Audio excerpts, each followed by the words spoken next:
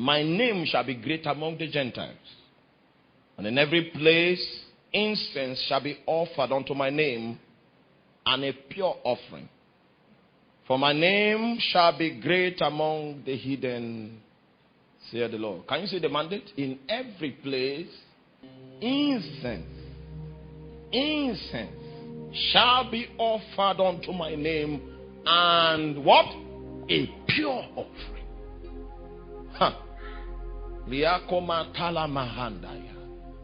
For in every place, incense shall be offered unto my name, and a pure offering. These are the words of God. Incense shall be offered. A pure offering shall be offered. This is the mandate of stones. They are living sacrifices that exist not for their own purposes, but exist for God's agenda. And every breath of life that they take is to the end that something in God, an agenda in God, must see the light of fulfillment. It says, in every place, incense must be offered unto the name of the Lord, and what? A pure offering. Let's start with incense. We need to do this too before we can now talk about spiritual sacrifice. Incense and a pure offering.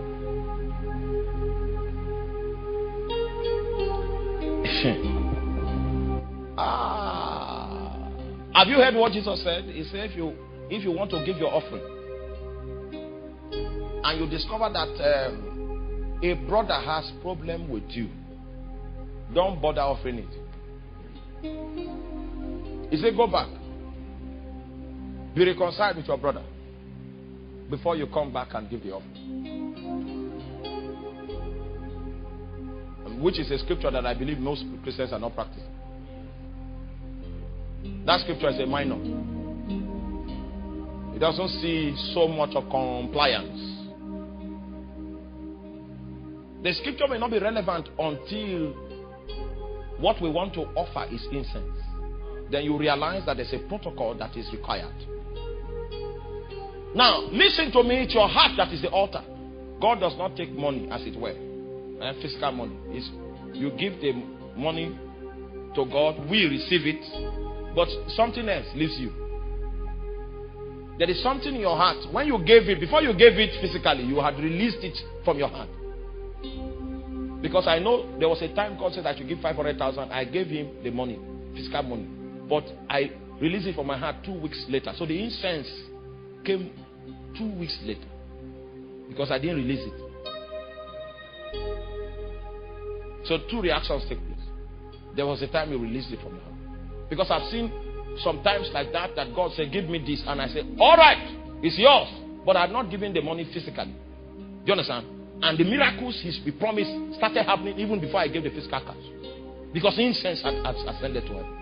Now, if your objective is incense, you will ensure that the regulations concerning incense are carefully and meticulously followed. That is the day when that scripture is of essence. Incense. So I want to give incense. It's going to arise from my heart. There is something that is going to obstruct my incense from ascending to God. And that obstruction is going to come because somebody's spirit has been offended. And the person in that state of offense, his offense is raising an incense that is ascending to the court of heaven, in the which my own offering is going to have to go through contention and litigation before it can be accepted. Jesus said, no need to go ahead. Go and quench the other incense person.